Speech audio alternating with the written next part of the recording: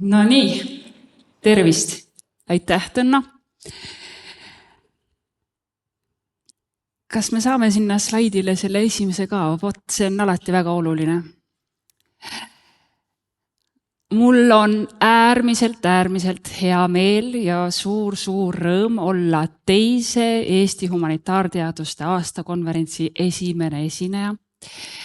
Ja ma arvan, et see esimene ettekanne võiks olla just nimelt nagu siin ka eelkõnelejad ütlesid, natukene niisugune mõtlemisele ärgitav.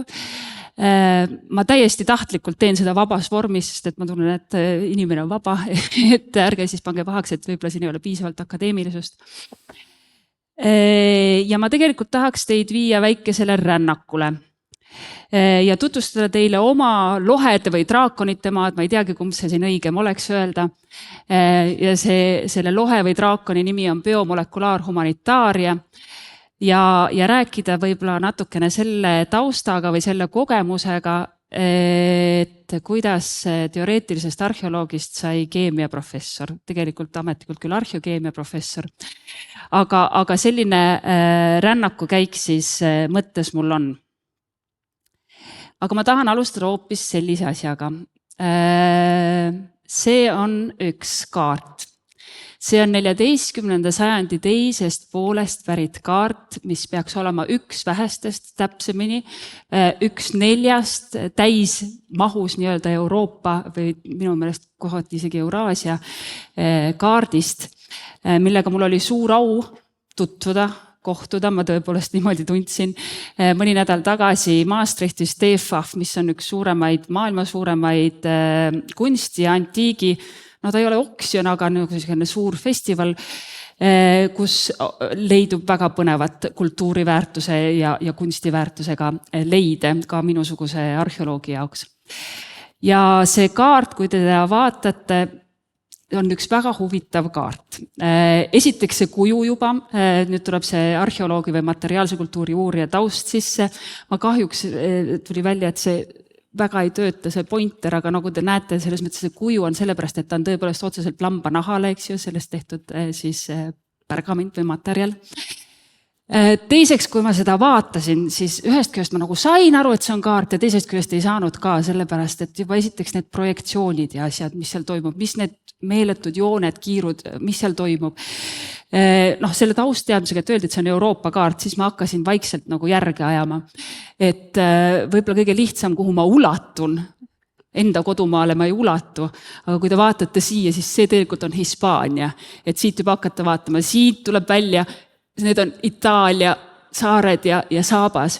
Et võib-olla hakata nüüd juba järge ajama, et ahaa. Nüüd, mis seal veel on väga huvitavad minu meelest, on see, et osad asjad on täiesti tagurpidi. Et kui ma niipidi vaatan seda, niipidi oli ta, olgem ausad, tegelikult oli müügis, mis on üks väga vale asi minu meelest. Seda oli võimalik osta 7,5 miljoniga. Ma seekord jätsin selle investeeringu tegemata, aga minu meelest oli ka väga vale üleüldse, et siuksele asjale hind on ja miks ta üldse eravalduses on. Siin on mõned kuningad, kes on tagurpidi. Mõned asjad on äärmiselt detailselt arusaadavalt, kuna ta on tehtud Itaalias, siis Itaalia ise ja ütleme Sardiinia ja seal Sitsiilia väga detailselt. Üleval kõrgel näete seda rohelist imelist maad. See on Norra ja see on kõige detailsemalt joonistatud ja kirjeldatud üleüldse. Ja tegelikult Eesti, ma ei tea, Taanit te võib-olla näete seal, ma kahjuks ei saa pointeriga panna, aga põhimõtteliselt seal keskel ja üleval on see mingisugune plumps. Seal on siis see meie Soome laht. Ja teate, miks mulle see kaart nii kohutavalt meeldis, sest et minu jaoks see kaart oli täpselt see, mida ma olen kogenud viimase peaaegu 20 aasta jooksul, midagi sellist, kus ma humanitaarteadlasena hakkasin nuusutama ja saama tuttavaks loodusteadustega. Et just nimelt ma vahepeal tundsin, et mis siin toimub, miks mingid asjad on nii detailselt ja teised üldse mitte, miks need projektsioonid on niimoodi, nagu nad on, miks ma vahepeal tunnen, et ma pean ennast pöörama pea alaspidi, et üldse aru saada, mis toimub. Ja samas tegema seda kõik oma taustteadmisega, et hakata asjast aru saama. Ehk siis see on natukene siukene draakonite maa, mis puudutab siis sellist uue distsipliini tundmaõppimist. Aga aitab sellest ilusast jutust, räägime nüüd asjast ka, eks ju. Ma annan teile mõned nii-öelda GPS-koordinaadipunktid sellest, millest ma tahaksin siin täna rääkida. Esiteks räägime natukene, mis asi on transdistsiplinaarsus ja miks see võiks olla justkui väärtus omaette. Siis ma tutvustan oma seda lohelapsukest natukene, mis asi on biomolekulaarhumanitaaria. Loomulikult ükski asi, mis kasvab ja sünnib ja kasvab, kõik lapsevanemad teavad ka seda, ei tule ilma peavalu ja kasvuraskustega ja see sama käib ka biomolekulaarhumanitaaria kohta. Ja siis lõpuks on mul mõned üles, et mitte öelda väljakutsed sellele auditooriumile siin ja tegelikult kogu teadlaskonnale laiemalt, kuidas minu meelest võiksime ühise nõu ja jõu ja pingutuste najal transdistsiplinaarsust kui sellist suurendada. Ja mida ma veel väga paluksin teilt kõigilt selle ettekande jooksul, võib-olla vahepeal läheb igavaks ja kui läheb igavaks, siis enda mõtted on kõige põnevamad, et te samal ajal mõtleksite selle peale, mis on humanitaaria positsioon 21. sajandi teadusmaastikul. Sest et ma väga tahaks pärast sellel teemal teie kõigiga arutleda. Nii, aga siis elagu inter- või transdistsiplinaarsus. Me teame väga palju, et sellest on palju räägitud, see on väga oluline valdkond, millega tegeleda. Siin on lihtsalt mõned QR-koodid ja viited, kel on huvi, võtke telefonid välja, skännige, saate teada näiteks, mis on siis Ameerika National Research Council'i juhised ja nõuanded, kuidas paremini transdistsiplinaarset, interdistsiplinaarset teadust teha. Aga ka meie enda Tartu Ülikooli juhised transdistsiplinaarsete teaduste rakendamiseks, kuidas seda kõike paremini teha. Tegelikult nagu enamik asju siin maailmas, see ei ole sugugi niisugune hiljutine asi ja natukene kirjanduses kaevates, mis ma endale ka üllatuseks leidsin. Esimene niisugune tõsisem nii-öelda väljakutse, ma ütleks ka ülikoolidele ja teadusasutustele pärineb OECD raportist aastast 1972, kus Leo Apostel koos, väga sobiv nimi Apostel, koos oma kaasautoritega siis tõi välja just nimelt selle, et seda kasutab sõna interdistsiplinaarsus, on siis innovatsiooni seisukohast äärmiselt oluline nii ülikoolides kui ka tegelikult teadusasutustes laiemalt, sellepärast, et see võimaldab kaasajale 70ndate mõistes siis kaasajale ühiskonna vajadustele ja soovidele ja väljakutsetele paremini vastata. Ja tegelikult üks asi, mida ma tahan kähku ära lahendada, sest et mul on endal kogu aeg sellega probleem olnud ja aitäh selle ettekande võimaluse eest, sellepärast, et ma pidin selle endale nüüd selgeks tegema. Mis asi on multi, mis asi on inter ja mis asi on transdistsiplinaarsus. Väga hea, ma soovitan soojalt, väga lihtsasti loetav ja kergelt lihtsasti jälgitav artikkel, väga soovitan seda. Aga võib-olla niimoodi nüüd harjutuse mõttes, nüüd te olete umbes 5 minutit pidanud mind kuulama, ma endale mõtlesin selle asja välja niimoodi, et multidistsiplinaarsus, no võt, see on see asi, kui iga distsipliin teeb eraldi, tegeleb mingisuguse ühe ja sama teemaga. Kui läheb nüüd interdistsiplinaarseks, siis need distsipliinid natukene kattuvad, moodustavad sellise rusika. Aga kui me räägime transdistsiplinaarsusest, siis juhtub midagi sellist. Siia juurde veel, et mis me kaasaja kontekstis teame, eks ju, või vähemasti Euroopa kontekstis, mida see veel kultuuriliselt tähendab. Nii et jätame nüüd meelde. Multi, inter, trans. Multi, inter, trans. Niisiis, ma arvan, et see suurem eesmärk kohati võiks olla transdistsiplinaarne rohkem kui interdistsiplinaarne koostöö, vähemasti minu ideaalmaailmas. Ja vaatame, kuidas meil siis on nende hindamistega, sest et loomulikult, kui midagi on väga olulist, me tahame seda kuidagi hinnata või väärata või kuidagi mõõta. Ja üks niisugune võimalus on Times Higher Education University Rankings. Ja tegelikult nüüd 2 aastat juba on tehtud siis transdistsiplinaarsete või tegelikult nemad kasutavad interdistsiplinaarsete koostöövormide hindamist. Ja aastal 2025 oli siis top niisugune, nagu näete, Ameerika siin kindlasti juhtival kohal. Aastal 2025 meie Eestist oli siis esindatud 2 ülikooli, Tartu Ülikool kui 148 positsioonil ja Tallinna Ülikool kui reporting, selles mõttes, et nagu numbrilist väärtust ei olnud antud. Aga miks ma seda tahtsin välja tuua, ma mõtlesin, kuhu me oleme jõudnud aastal 2026, nad muutsid vist mingit skaalat, sellepärast et me enam ei ole üldse selles nimekirjas, Eestit kui sellist üleüldse ei ole. Et mis ma siin tegelikult tahan rõhutada on see, et näete, me midagi õudselt väärtustame, tahame hinnata ja siis ilmselt mingisugused, mitte ilmselt, vaid tegelikult nad on seda kirjeldavad, et hindamiskriteeriumid muutuvad ja siis ei saagi enam midagi hinnata. Ja üks probleem muideks, mis sellega on, et selle alusklausel on see, et peavad siin selles rankingus esmajärjekorras olema esindatud STEM-teadused ja siis nende koostöö kellegi teisega, mis natukene minu arust juba hierarhiliselt seab teatud teadusharud natukene ettepoole ja siis teised tulevad juurde, et siis on see interdistsiplinaarsus. Ja teine asi, millele ma tahaks tähelepanu pöörata, on Quora, jälle äratus. Kes teab, mis on Quora? Mõned tead, väga hea, siis ma saan rääkida teile, see on uus teadussüsteemi hindamise niisugune ettepanek, mis peaks humanitaarteadlastele väga meeldima.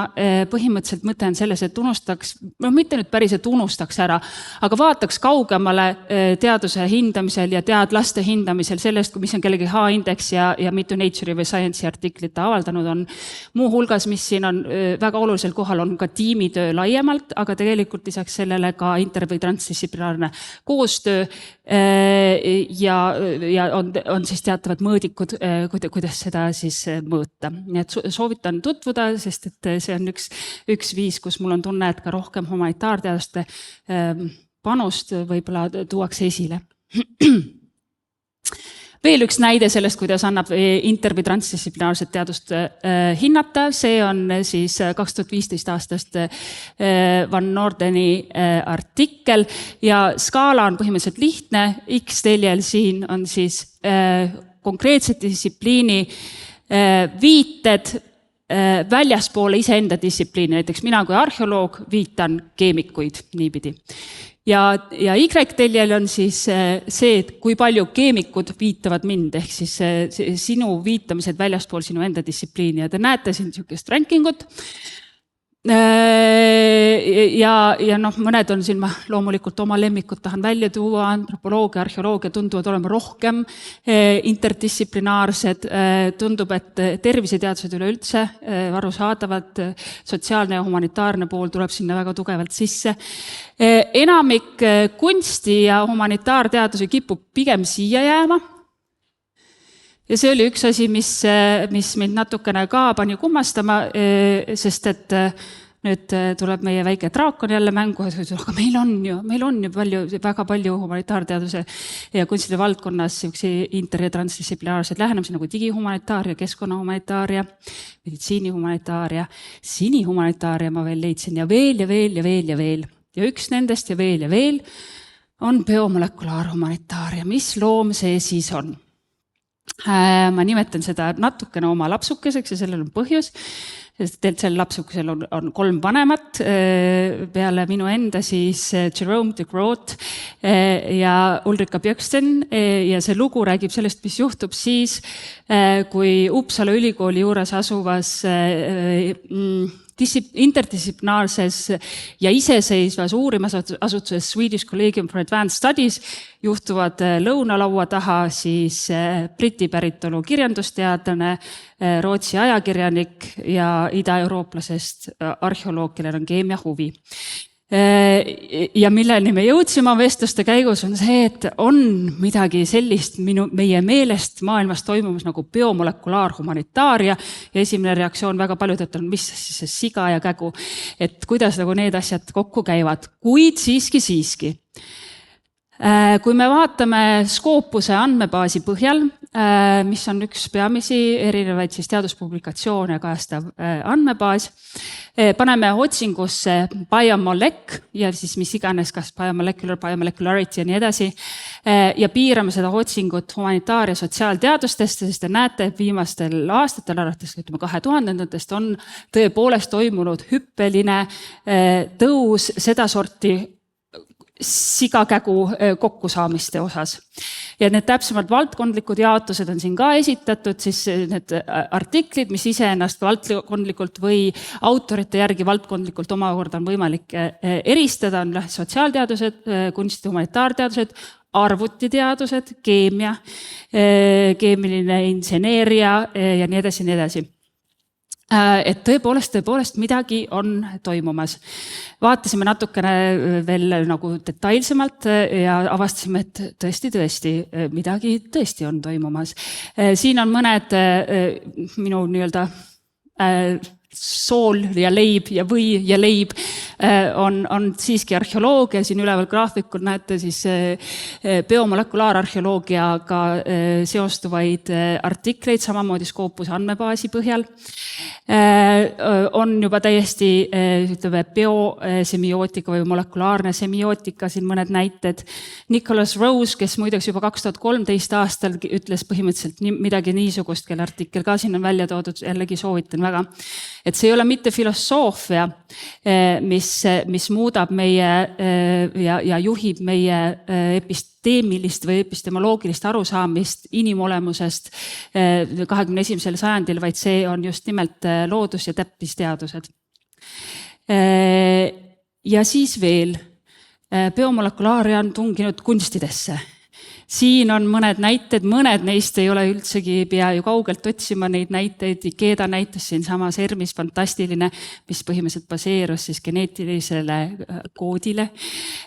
Mu enda üks suur lemmikuid on portree Sir Edward Salston, kes oli ise ka loodusteadlane. Ja põhimõtteliselt on see sõna otseses mõttes tema portree, sest et see põhineb tema geneetilisel koodil, mis tuleb tema ihuvedelikest. Ehk siis see portree on tehtud agarisse ja muidugi, mis nüüd see probleem on see, et konservaatoritel muuseumis on väga raske sellega tegeleda, sest see agar hakkab vaikselt lagunema, et me peame välja mõtlema, kuidas sellega tegutseda. Või siis siin all, millel on väga otsene seos ka laiemalt biomolekulaar- ja humanitaarteaduste teemaga, see on siis konkreetselt Austraaliast,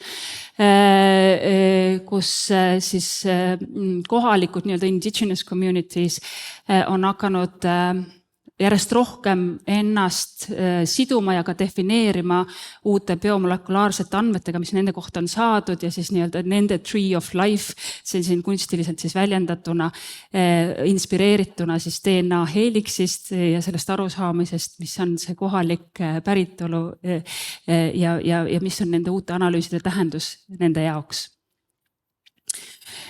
Ja veel antropoloogia, lingvistika, hajalingvistika, see kaardikene all on väga tuntud see, et me oleme huvitatud sellest, kust mingisugused keeled tulid, kust mingisugused sõnad tulid, miks nad meieni on jõudnud, mis on nende päritolu ja siin biomolekulaarteadused, kas või selles osas, et selleks, et oleks sõna piim, peab ilmselt olema kokkupuude piimaga ja siis sa saad näiteks lipiidide analüüsi teha pottidest, mis on minu lemmik, või geneetilised mutatsioonid, laktoosi taluvatus või mitte, mida me saame luustikest kätte DNA põhjal tuvastada ja väga tugevasti siis mängib kaasa ka sellele, kuidas keeleareng ja etümoloogia on toimunud siis pika ajaperioodi jooksul. Aga veel, omamoodi on biomolekulidest saanud uued arhiivid. See on üks minu jällegi vanast heast Rootsi ajast. Uppsala ülikooli raamatukogu, lihtsalt ilus pilt minu meelest väga armsast raamatukogust ja arhiivist. Aga omamoodi on arhiiviks kujunenud ka kaasaja laborid. Ja põhimõtteliselt võib ju täpselt niimoodi arhiivina või allikmaterjalina meie endi, ilmselt siin seltskonnas on ka palju geenidoonoreid, meie arhiivid on talletatud sinna nendesse vedeliklämmastikuga üle ujutatud geenivaramu hoidlatesse.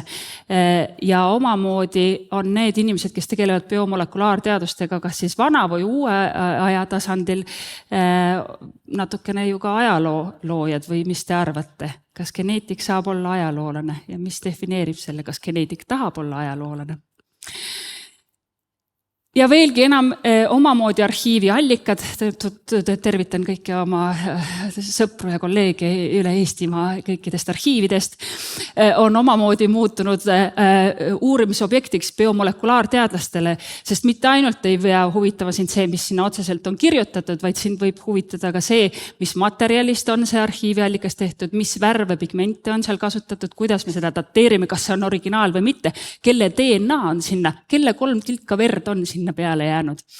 Nii et selles mõttes on ka kirjalikust allikast omaette saanud materiaalne allikaliik. Ja just sellelt taustalt siis ma tahaksin öelda, nagu te näete, ma sain AI-ga ja draakonitega väga sõbraks vahepeal. Tahaksin tutvustada, mis asi see biomolekulaarhumanitaaria siis on. Ja me defineerisime selles artiklis biomolekulaarhumanitaariat kui seotus uute teadusandmete loomise ja teadusavastuste kontekstis, mis on nii tunnetuslikult ehk siis uurija poolt, nii nagu mina tajun seda teadustööd, kui ka väljenduslikult ehk siis see, mis on see output sellel tegevusel võrdsetel alustel ja just nimelt mitte see, et humanitaarteadlased on kaasatud, vaid et me oleme võrdsed selles tegevuses, nendes uurimishüpoteeside ja metoodikate ülesehitamises, selles, kuidas me neid lahendame ja kuidas me neid avaldame. Ja tegelikult võib seda vaadata laiemalt, et loodusteadused laiemalt ja humanitaarteadused, aga tegelikult ka sotsiaalteadused pakuvad uurimismaterjali, metodoloogiaid, teoreetilisi kontseptsioone, analüüsi, tulemusi ja sünergilisi tõlgendusi teineteisele üheskoos ja ka teineteise kohta. Ja see on võib-olla veel üks hästi oluline, et me ka reflekteerime selle üle, kuidas me üksteisega koos toimime, mis läheb halvasti, mis läheb hästi, aga ka loome täiesti uut teadmist, nii et me tunneme, et me oleme võrdsed.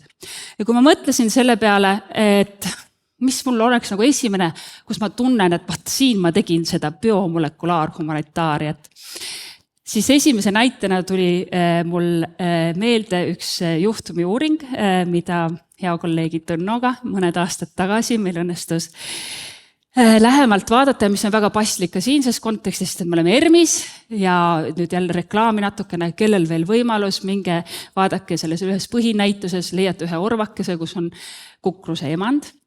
Ja vaadake teda kindlasti, sellepärast, et varsti teda enam ei ole seal, ma arvan, et mõne aasta pärast ilmselt me peame ekspositsiooni vahetama, sest et emand hakkab väsima selles kastis.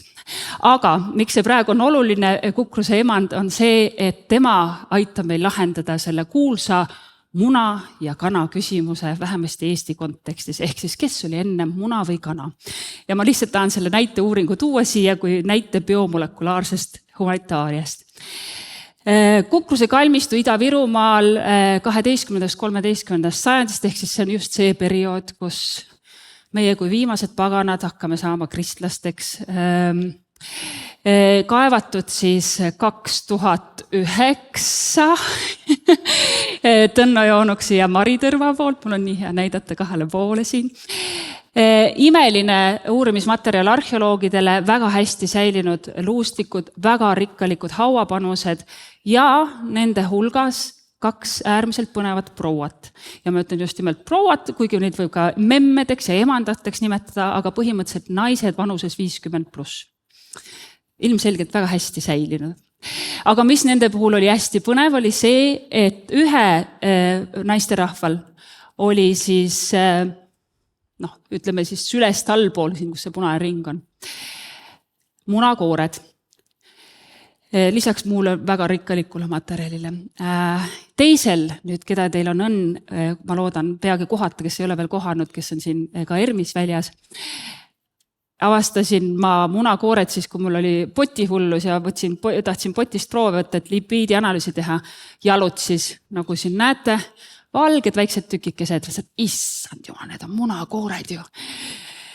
Ja siis meil hakkas mõtelda, aga kelle munakoored ja mis nad seal teevad? Mis muidugi veel põnevam, siin see munakoore fragmendikene, mis te näete vasakul pool, selle munakoore peal on näha punaseid jooni, mis tähendab seda, et ta oli tegelikult värvitud. Mis me saime teha? Me panime tegelikult kokku pundi, mis koosnes bioloogidest, kunstiteadlastest, arheoloogidest ja biomolekulaarteadlastest. Mulgas kadunud Raivo Mänd aitas meid munakoorte määramisel siis mikroskoopiliste meetoditega. Olgu muld talle kerge. Aga mis me tuvastasime? Et see on tõepoolest kodukana. Me ei teadnud, kes see on, see võib olla metslind, mis oleks ka väga kihvt, eks ju. Aga Zoomsi analüüs, mis on siis peptiidide analüüs, siis just nimelt lähme proteiinide tasandile, võimaldas meile määrata selle, et see on tõepoolest kodukana. Seda sama osaliselt või kattuvalt kinnitasid ka Raivo toonased analüüsid, et see võiks midagi kanalist olla, aga tema meetod ei võimaldanud nii täpseks minna nagu see moodne massispektromeetria meetod. Signe Vahur Keemia Instituudist tuli appi sellega, mis puudutab siis seda värvitud muna. Tõepoolest, et see on tahtlikult värvitud ja need keemilised analüüsid näitasid, et see on punase ookriga, siis see munakene. Alles hiljuti värvisime muna, eks ju kõik. Võib-olla mitte punase ookriga, aga igatahes, et see on värvitud muna olnud. Ja minu arust nüüd läheb veel põnevamaks, sest et mis me veel tuvastasime linnuspetsialistide ja munaspetsialistidega, et mõlemal proual oli kaasas niisugune muna, mille sees oli tibu. Ja see tibu oli ühel puhul ikkagi kohe väga hästi juba arenenud ja teisel puhul natukene vähem arenenud, mis tuleb välja nendest piltidest ja kes on munaspetsialistid võib-olla saavad aru. Ma ise ka kohati ei ole kindel, kas ma päris hästi aru saan, aga põhimõtteliselt on tegemist kaltsiumi absorbeerumisega. Ja kindla peale, mina pean tulistama nüüdseks juba linnatüdrukuna ilmselt ei ole võimeline vahet tegema, aga eksperdid ütlesid, et nad pidid kindla peale teadma, et seal sees on tibu. Ja miks see on nii põnev? Need on vanad naised, neil on kaasa pandud viljastatud muna, ühel ikkagi väga sümboolselt siuksel naiselikus piirkonnas, võib-olla võiks öelda. See on ka värvitud ja see leiu kontekst viitab sellele, et nad on väga rikkalikud ja tähtsad naised olnud selle aja kontekstis. Ja kui me võtame juurde nüüd selle informatsiooni, et need on ühed, ma ei saaks öelda vähestest, aga siiski Kukruse kalmistul on mõned näited, kus on ka risti sümboolikaga ripatseid kujutatud. Ja ma tuletan meelde, see on see periood, kus meist said esimesed kristlased. Siis need on just need naised, kelle need ristiripatsid kaasas ja kaelas on. Ja natukene tuleb Inglismaa tausta sisse, me teame anglosaksi kontekstis olid just nimelt vanad naised need, kes olid esimesed kristluse vastuvõtjad. Ehk siis vanad targad naised olid need, kes olid nii omamoodi mediaatorid kahe kultuuri ja kahe maailma vahel, võib-olla teadlikult, tahtlikult, võib-olla omal valikul, aga võib-olla see oli lihtsalt nagu väga mugav viis, kuidas hakkama saada selle uue pealetungiva ja küllaltki peale tükkiva kristlusega, et näidata, et jaa, meie emme on ka kristlane, et ei ole vaja siin mõõgaga midagi vehkida. Need on nüüd siis need humanitaarsed tõlgendused, eks ju, aga loodusteaduslikud on siin. Aga nüüd lahendame selle munakana asja ka ära, sest et mõni aasta hiljem õnnestus meil leida, mida me arvasime, et võiks olla päriselt kodukanaluu ja dateerida see Põhja-Eestist siis Rebalakalvest. Ja saime sellega dateerida, ehk siis selle kodukanaluu dateering on 200 aastat enne Kristust kuni 5 aastat peale Kristust. Need Kukruse daamid oma kodukana munadega on siis 12-13 sajand peale Kristust. Ehk siis Eesti kontekstis on ilmselge, et kana oli enne kui muna. Jäägu see teile meelde. Aga mis ei tähenda, et see on üldlevinud tõde, lihtsalt siis meie nüüd saame seda küll öelda. Olgu, see oli niisugune ilus näide ja ma loodan, et te võtate ka seda kui ilusat näidet ja saate seda rääkida. Aga tegelikult on elu näidanud ja minu enda kogemus ka, et ega see alati nii lihtsalt ja toredasti ei lähe. Ilmselt see sõltub väga palju ka inimestest, kellega sa kokku puutud, kellega koostööd teha, aga päris palju niisugustel interdistsiplinaarsetel, transdistsiplinaarsetel ettevõtmistel on niisugust peavalu. Peavalu ja see peavalu on kuidagi meisse sisse kodeeritud juba väga varakult ja tõepoolest seda peavalu tabas ka aastal 1959, kui ma ei eksi, Charles Percy Snow, kui ta Cambridge'i Readi loengul siis tõi välja niisuguse asja nagu 2 kultuuri ja see, millest ta seal artiklis ja loengus räägib, on just nimelt see, et teadusmaailmas ja akadeemilises maailmas on 2 kultuuri, tema viitab küll rohkem niisugustele kirjandusinimestele, kunstiinimestele ja kirjanduskunsti teadlastele versus siis matemaatikud ja füüsikud, ehk siis need 2 maailma, kuidas nad maailmast aru saavad, kuidas nad mõtestavad, kuidas nad üleüldse nii-öelda praktikas enda igapäevategevust ellu viivad, on nii totaalselt erinevad, et neid on väga raske ühildada. Ja siin ma toon välja siis mõned enda meelest sellised probleemteemad või küsimused, mis ka mind ennast on vaevanud ja nad on just nimelt tahtlikult nagu segi läbi ilma igasuguse tähenduseta, aga mõned kontseptuaalsed kohad, kus ma tunnen, et humanitaar- ja loodusteadustel või siis humanitaar- ja biomolekulaarteadlastel on teinekord raske ühist keelt leida. Üks, mida ma olen tähele pannud, on see, et kui humanitaarteadustel on nagu küsimus teooria, siis me ütleme, pole probleemi, milliseid tahad, millisest teoreetilisest vaatenurgast vaatame. Selle võrra ilmselt erineb natukene ka tõlgendus.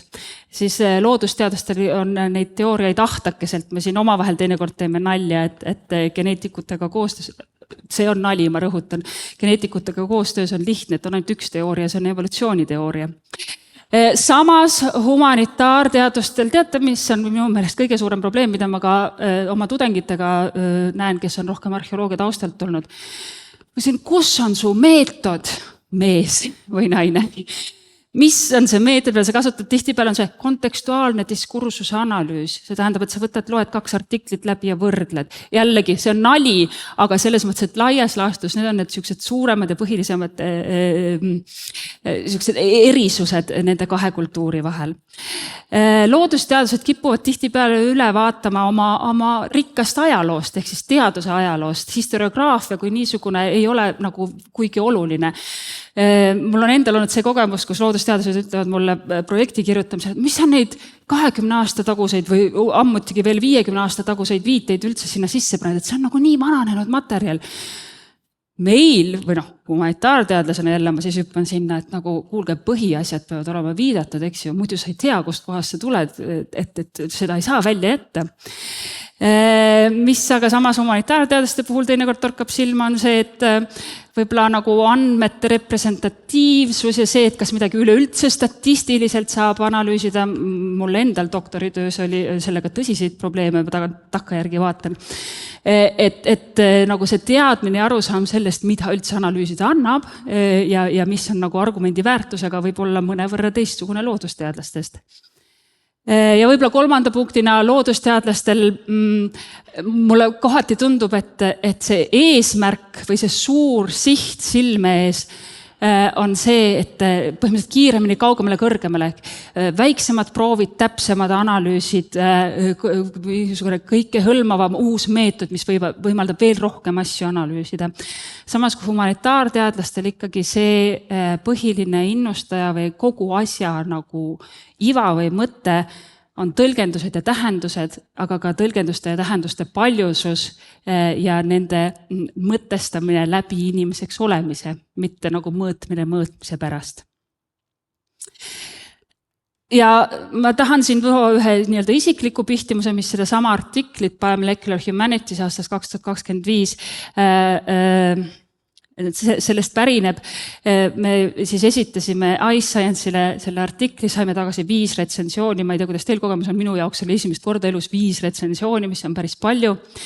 4 neist olid positiivsed, 1 mitte nii positiivne, muu hulgas üks vastus, mis tuli sellele definitsioonile, et mis asi on biomolekulaarhumanitaaria, nii nagu me seda esitlesime, on see, et ma siis loen selle ette, see on lihtsalt minust nii ilus. Parts of the piece seem to work mainly off word association.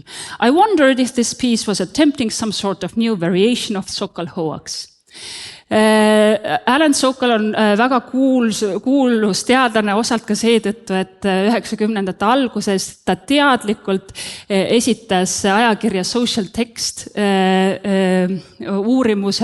uurimuse või teadusartikli, mille ta oli kirjutanud põhimõtteliselt suvaliste sõnade, põhimõtteliselt nagu AI tekstidena.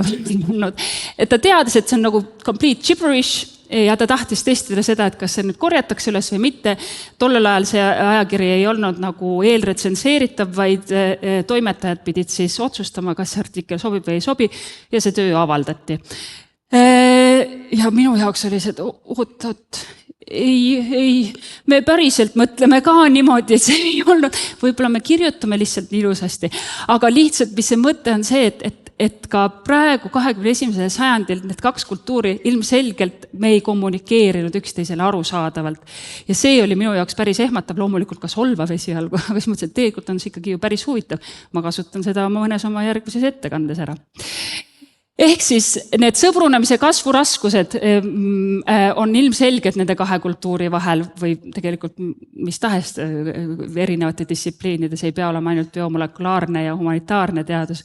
Me kipume teineteist vahtima natukene seina tagant ja vaatame, mis värk toimub. Mis me proovisime ka selles samas artiklis natukene lähemalt sõnastada, millest need tulenevad. See on kindlasti hariduse või õpingute taust, see taustsüsteem, kus sa tuled, kõik humanitaarteadlased saavad sellest aru, hermeneutiline ring ja nii edasi.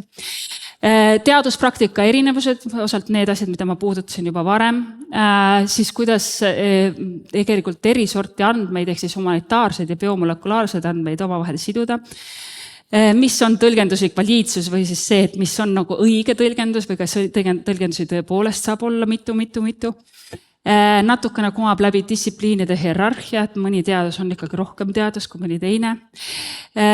Ja ma kaldkirjast on siin ka regionaalsed erinevused või eelarvamused, mis puudutab just, mis ma olen kogenud, et nagu mõned laborid mõnes piirkonnas on natukene paremad kui mõned teised, aga see on eraldi ettekande teema mõnikord teinekord.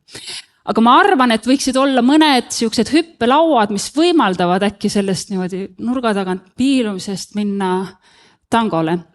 Ja nüüd nagu lubatud siis üles ehk väljakutsed ja mõned programmilised ettepanekud. Jälle AI aitas mul täitsa hulluks minna sellega, eks ju. Vahva draakan. Üks asi, mida ma tõesti väga tahan propageerida, on teadmiste ja oskuste jagamine just nimelt õppetasandil. Meie üldiselt siin on kindlasti ka noori inimesi, ma ise ka olen veel natuke noori õpivõimeline, aga põhimõtteliselt on lihtsam investeerida tulevikku selle kaudu, et me õpetame teistmoodi või paremini, et võib-olla meid enam nii väga ei õpeta. Mida ma väga-väga näeks ette ja tahaks, et juhtuks, oleksid baas- või sissejuhatavad kursused eri distsipliinidele, ehk siis arheoloogid räägiksid välitöödest ja viiksid välitöödele geneetikud ja meie ise läheksime nende juurde ja saaksime aru, mis asi tegelikult on sekveneerimine, kuigi me seda sõna kogu aeg kasutame, ilma aru saamata, mis see tähendab. Tegelikult tänapäeva maailm, mida väga hästi võimaldama, on igasugused individuaalsed õppeprogrammid, muuhulgas ka e-õppe ja mookide vormis. Ma arvan, et seda juba väga aktiivselt kasutatakse, aga ma arvan, et seda võiks veel rohkem teha, kui on huvi mingisuguse teise distsipliini vastu. Transdistsiplinaarsed õppekavad, ma arvan, et me oleme midagi sellist varsti loomas Tartusse ka ja tegelikult neid on juba olemas, aga ma näen siin väga suurt potentsiaali, ehk siis sa ei tule õppima kitsamalt ühte nišiala või ühte kitsamat ala, vaid juba algusest tuledki avatud kaartidega. Aga ka avatud laborid ja töötoad, mis siis võiksid olla avatud nii tudengitele, kellel on teema vastu huvi, kui miks mitte ka edasijõudnutele. Teine on siis see koorem, mis enamasti langeb aktiivsetele teadlastele, ehk siis meile kõigile. Üks asi, mida ma näen ja olen kogenud, on see, et pidevalt tuleb olla valmis kommunikatsiooniks ja valmis olla selgitusteks ja tõlgendusteks ja mitte kunagi jätta sellist muljet, et sa peaksid ju seda teadma või et see nüüd oli tõesti loll küsimus. Et see avatus kommunikatsiooni näol on minu meelest üks hästi oluline asi. Teine, millest on väga palju kasu olnud, on, ma nimetan seda teadusmediaatorid või internid, ehk siis inimesed, kes on ennast mingisse teemasse sisse lugenud ja on valmis seda teadmist siis sellisel võib-olla lihtsamal koel või läbinämmutatud moel ka oma kolleegidele jagama. Kui teil on enda gruppides ja seltskondades õppetoolides selliseid inimesi, investeerige ja palun hoidke neid. See on nii hea, kui on kellegi käest minna küsima teise valdkonna kohta. Igasuguste projektide puhul see on nagu algusest peale, et oleks jagatud ja ühine uurimiskava. Me mitte ei võta humanitaarteadlasi näiteks punti, sest et nad peaksid ka seal kuidagi olema ja nii rahastaja tahab, vaid et see oleks juba algusest peale niimoodi loodud ja tehtud, et me teeme seda koos. Ja individuaalne panus ehk siis õppimisvõime, midagi ei ole teha, ma isegi võtsin Neeme Kati keemia alused siis 2015 pärast doktorikraadi kaitsmist ette. Iga jumala nädal reede pärastlõunal oli mul siis Neeme Kati aeg, kes ühtlasi oli ka minu põhikooli õpetaja, aitäh Neeme. Ja õppisin endale uuesti keemia selgeks, ehk siis seda laadi teadlik enesearendamine ja elukestev õppe on paratamatu. Aga ka grupipanus see kunagi ei saa olla nüüd ühe inimese üksiküritus, sest et varem või hiljem sa väsid ära, et tegelikult on hästi hea, kui pundis on teisi samamoodi mõtlevaid ja ennast pidevalt harivaid inimesi, kes teise valdkonnaga on sina peal. Ja meil Arkemi grupis on suur õnn ja rõõm, sest et tõepoolest meil selliseid inimesi on ja see on fantastiline. Aga ma võib-olla tahan siin välja tuua ka ühe väga toreda Eesti autorite poolt avaldatud artikli, kus on tegelikult väga lihtsalt step by step antud juhis, kuidas võiks seda sükest intellektuaalset enesearendamist distsipliinide vaheselt ja gruppidena teha. Siis Asko Lõhmus soovitan väga lugeda, see on väga lihtsalt, et mis on minu peamised kaardistada ära, mis on need motivatsioonid, miks seda koostööd üleüldse teha ja mulle väga meeldib see praktika, et mis on põhitekstid, mida peaks läbi lugema, et teise distsipliiniga üleüldse koostööd teha, siis kuidas nende üle reflekteerida ja nii edasi, mis see lõpptulemus võiks olla, et väga soovitan lugeda, mina kavatsen selle artikli ja need soovitused võtta igapäeva praktikasse iga kord, kui midagi kellegiga koos tegema hakkan, võib-olla isegi kodus. Ja siis struktuurne muutus, ma arvan, et on üks niisugune teema, mida see on nagu õrn ja me väga ei taha seda võib-olla puutuda. On see teadushierarhia, eks meil ikkagi, ütleme, rahastusskeemides näiteks tuleb aega, et seda ette, et me paneme tähele, et justkui humanitaarteadlased saavad vähem või on vähem hinnatud või neile heidetakse ette, et nad ei ole nii piisavalt vajalikud või olulised. Mis on omakorda võib-olla kaasa toonud natukene, ma ei tea, võib-olla teatud alaväärsuskompleksi, et me ei lähe rinde, et meie teeme tegelikult päris teadust, mis on inimestel päriselt oluline.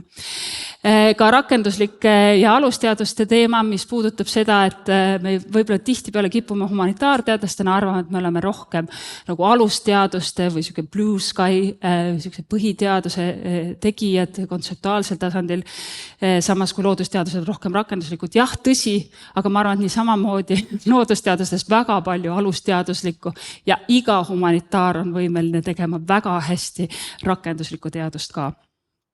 Ja üleüldse, et saada nagu üle sellest, et me konkureerime kuidagi omavahel, vaid pigem, et see on ühisvõit, eriti kui me seda koos teeme. Ja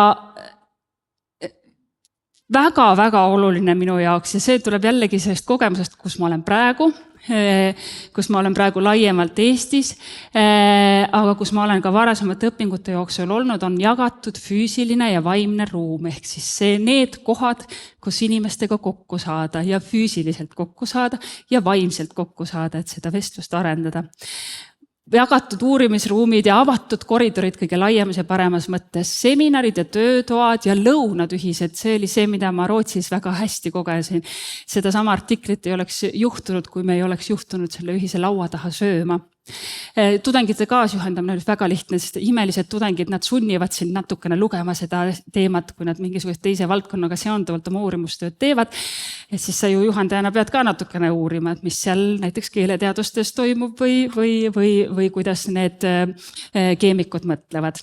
Ehk siis, et luua see vaimne, aga ka, ma rõhutan, äärmiselt oluline füüsiline ruum, et kohtuda ja suhelda ja seepärast mul on nii hea meel, et see konverents on just nimelt personaalse kohalolekuga. Et siis kasutagem seda. Ja viimase asjana ma tahaks välja tuua institutsionaalne toetus ja see on nüüd see programmiline ettepanek võib-olla ka siin laiemalt.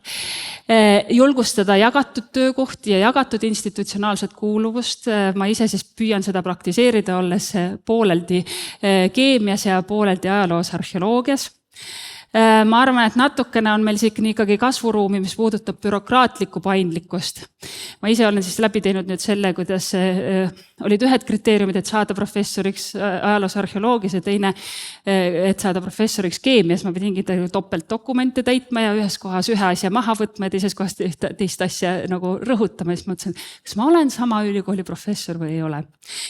ma armastan üldkululõiv, see on üks põhiline, eks ju, kõik, kes raha lugemisega tegelevad, et miks meil ei võiks olla niimoodi, et mina kui teadlane otsustan, et kuigi ma teatud instituudi alt oma rahataotlused teen, et ma ütlen, et vaat sinna instituuti ma tahaks, et läheks nii palju ja sinna instituuti ma tahaks, et läheks nii palju just johtuvalt sellest, kus ma tegelikult tean, et ma praktiseerin, kellelt ma nii palju midagi võtan ja kellele ma nii palju saan anda.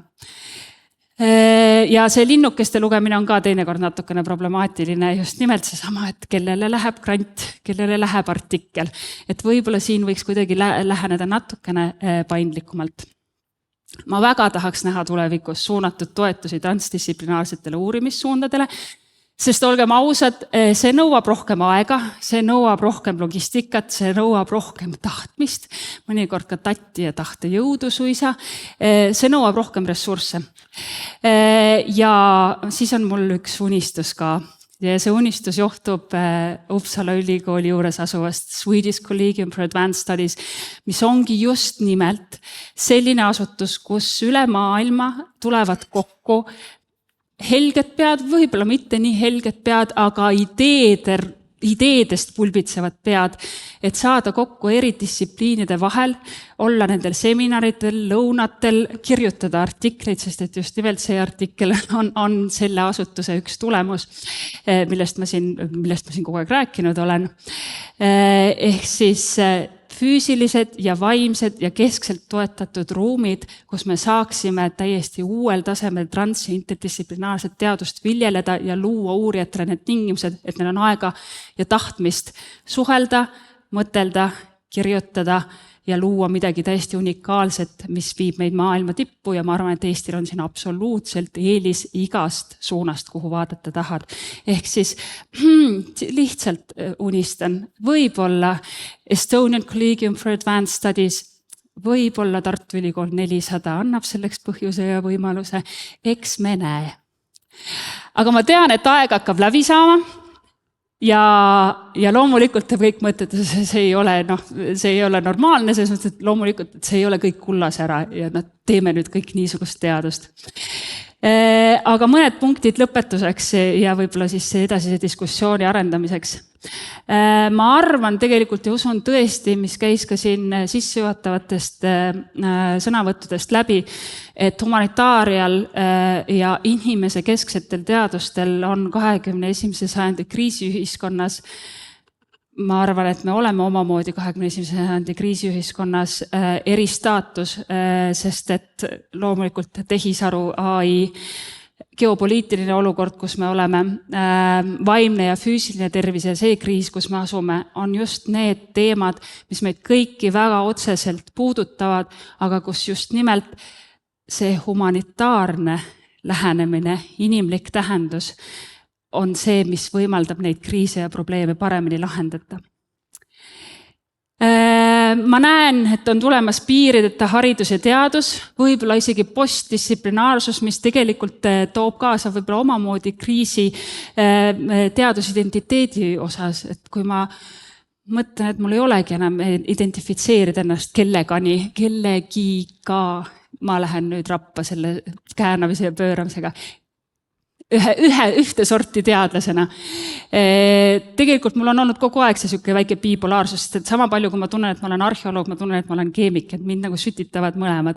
Aga kui sinna veel midagi juurde tuleks, siis läheks juba asi segaseks. Mida see transdistsiplinaarne mõtteviis kaasa toob, on kindlasti igasuguse komplekssus, ehk siis see läheb veel keerulisemaks kõik. Nii uurimispraktikad, viisid, kuidas me teadust teeme ja ka metodoloogiad ja ilmselt on ajakulu ka mõnevõrra suurem, aga samas see on see, mida me ei taha, eks ole. Ja see sama tõlgenduste paljusus, millega tihtipeale ühiskonnal kui ka meil endil on keeruline leppida. Aga samas, kui me suudame nendest raskustest üle olla, siis ma näen, et see toob kaasa teatud mõttes teadusmõjukuse kiirendi, ehk siis me suudame paremini inimestele kohale jõuda, maksumaksjatele või kaaslastele sellel teadusteel, et see teadusmõjukuse kiirendi on, ma arvan, selle nii-öelda üks potentsiaalne tulemus, mida ma arvan, et tasuks silmas pidada. Parem vastavus ühiskonna vajadustele, aga tegelikult ka parem teadus ja teadusloome, seesama teadushierarhiate teema, seesama üksteisega arvestamine ja selle mindseti muutmine selleks, et see oleks ühisvõit, mitte konkurents. Ja jällegi kaldkirjas üks minu lemmik teema DEI science ehk diversity, equality, inclusion science, millest jällegi võib-olla siis kunagi hiljem mõnes teises ettekandes räägin. Nõndasi. Ma olen lõpetanud, mitte väga palju üle aja. Ma hästi tänan teid, sest et ma ei tabanud kedagi, kes oleks tukastanud või liiga palju oma telefoni näppinud, kuigi see oleks ka olnud okei. See oli niisugune minu väike rännak. Ma loodan, et see äkki innustas teid mõtlema, mis on teie taust ja kaardisüsteem, koordinaatsüsteem, mis on teie legend ja kus kohas asute teie, kas te olete draakonid või lohed või draakonite lohede maade avastajad või äkki ühe niisuguse maailma loojad. Aitäh!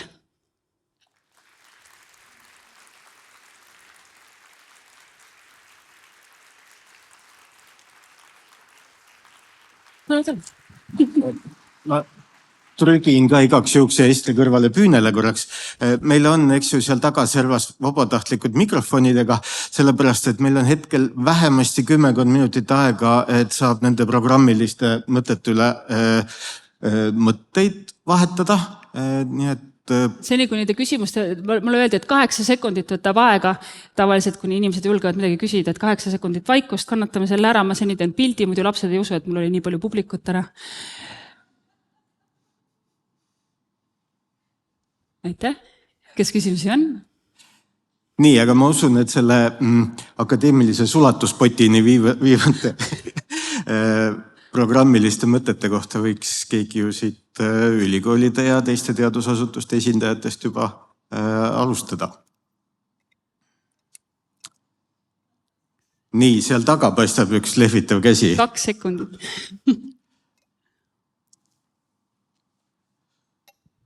Tervist. Mina olen täppisteaduse esindaja, aga kuidas jääb digihumanitaariaga? Sest et näiteks praegu need tehistaibu tehtud joonised on ju mingi digitaalne kajastus varasematest inimtootjatest. Kas peaks viitama? Jaa, viitamisega on mul küll vist pahasti, jah. Ilmselt peaks viitama, kuidas on digihumanitaariaga. Meil on siin digihumanitaaria seltskonda kindlasti publiku hulgas ka, kes oskab öelda. Aga teie küsimus oli ennekõike selles, et mis puudutab autorlust või kui täpsustaksite natuke? Tahaks teada, mis hea mudel oli. Mis hea mudel oli? Nende jooniste loomisel või? Ma ei tohi reklaami teha, tule pärast, ma ütlen. Aga see on ju autorlus. Selge, siis see on Tartu ülikooli poolt keskselt võimaldatud ChatGPT, ma ei tea, mitmes versioon, aga see on see, mida ma kasutasin. Jah.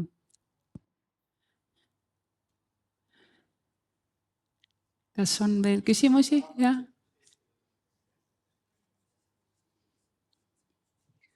Ja, aitäh, Aija Saako olen, et mul oleks 2 küsimust võib-olla, et esimene puudutab sellist enese motiveerimist ja selle sära silmadesse saamist, et kui ma ei eksi, siis ma kuulsin sind kõnelemas ka mõni aeg tagasi sellel ERC konverentsil, kus sa rääkisid, et kui palju kordi sul oli vaja ikkagi uuesti ja uuesti selgitada, et miks see sinu projekt on nii maailma muutev, et kuidas nagu selles leida, selles eitustes, mis teadlastena päris palju meil nagu ka meid saadab, kuidas leida seda nagu motivatsiooni ja jõudu, ikkagist nagu öelda, et vau, et see on see, mida tuleb teha, sest et neid kinniseid seinu tuleb ette päris palju. Ja teine võib-olla on selline nagu mõte või ma ei tea, kui palju sa oled selle peale ise mõelnud, et sul on nagu arheoloogi taust ja mulle tundub, et arheoloogid on humanitaaride seas nagu hästi andmeinimesed, et nad on tegelikult harjunud andmetega töötama, et see on natuke teistmoodi, et on terve rida teistsuguseid humanitaare veel, et kellele võib-olla see on võõram maailm. See ei olegi küsimus, lihtsalt mõte rohkem. Ja, väga hea ja tegelikult see on üks asi, kui päris aus olla, siis me oleme seda ka Ulrika ja Jerome'iga arutanud, et eks see eks see biomolekulaarhumanitaaria ikkagi väga tugevalt ka isikliku seotuse ja huvi tõttu on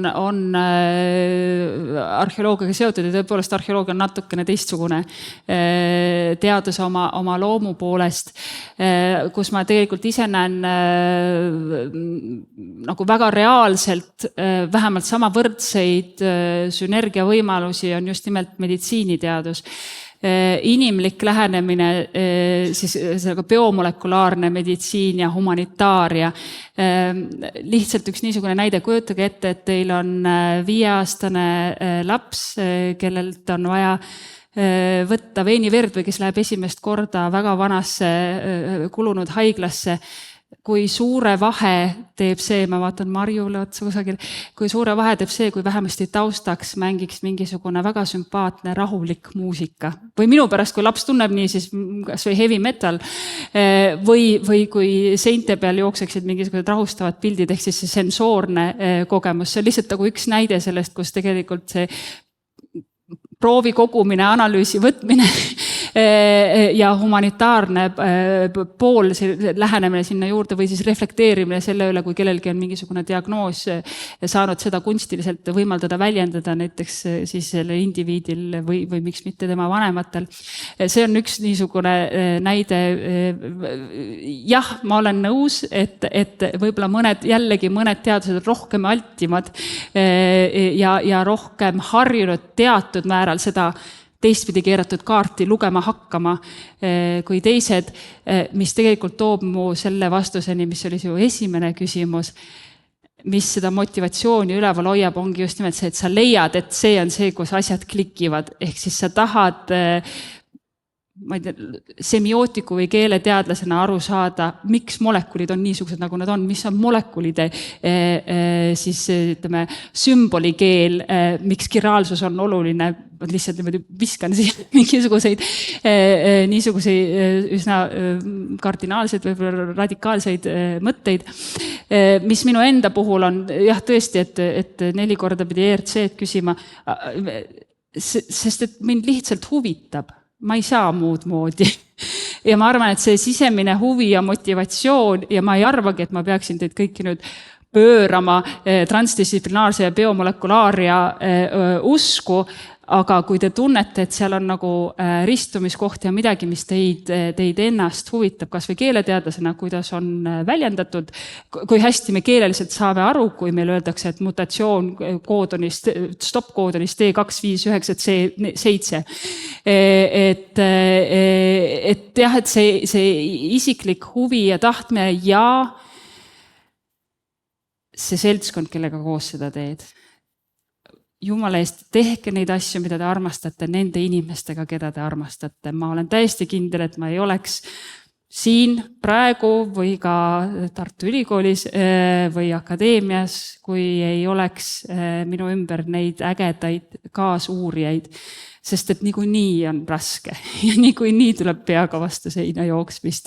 Ja meie Arkemi grupp on just nimelt see, kes on investeering minu ja ma loodan, et ka mina samamoodi saan olla abiks ja toeks neile siis nende edus. Ja kui vaja, siis ka edutuses, selles mõttes, et tähistame siis ka seda, kui läheb halvasti. Maakeel, mis tõesti see uuesti.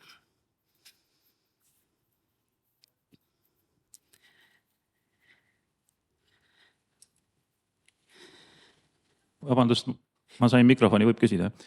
Arne Merila, Eesti kirjanduse professor. Humanitaaria on niisugune väga mõnus eriala, ma ütlen.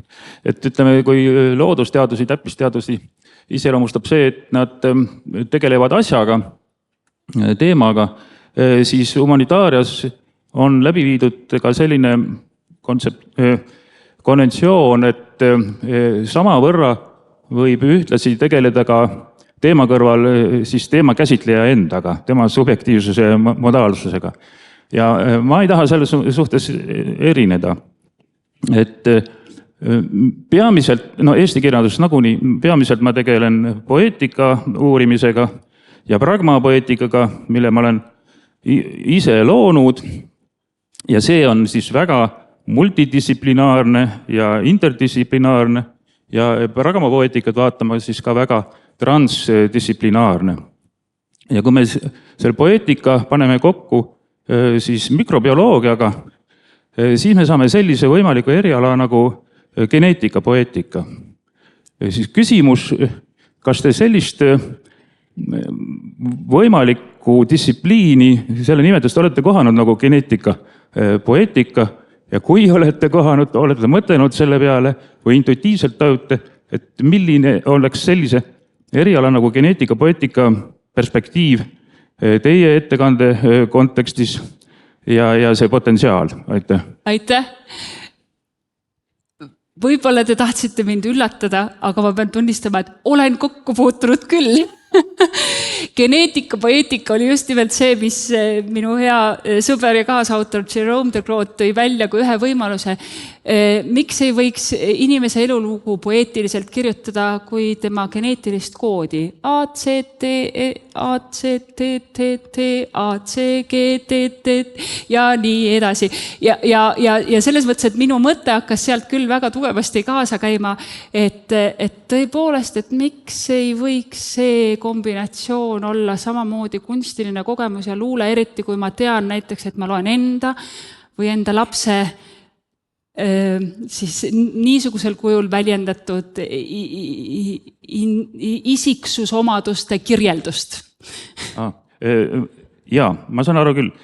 See on täiesti olemas ja seda võiks isegi pigem nimetada geneetika lüürikaks, aga ma mõtlen poeetikat puht tehnilises mõttes, selles mõttes, et näiteks kogu poeetika õpiku, poeetika leksikoni, kõik terminid, poeetilised võtted, millel on terminid, see on kõik rakendatav reaalselt geneetilisele koodile, alates kiasmides ja nii edasi. Ja see on siis selles mõttes aristotellikus mõttes poeetika, mitte siis kui luuleline, lüüriline. Selle peale ma peaks küll tõsisemalt mõtlema ja tuleb tunnistada, et ka lugema ennast sisse aristotelliku poeetika põhikontseptsioonidesse, et osata paremini kaasa rääkida, aga mul on tunne, et see on jälle see koht, et kui on endal sügav veendumus, et see on asi, mida teha, siis jõudu tööle. Ja selle saab kohe kätte, guugeldate, panete sisse Poetics of Genetics või Pragma Poetics ja siis kohe viskab artikli ette nii eesti kui inglise keeles need olemas.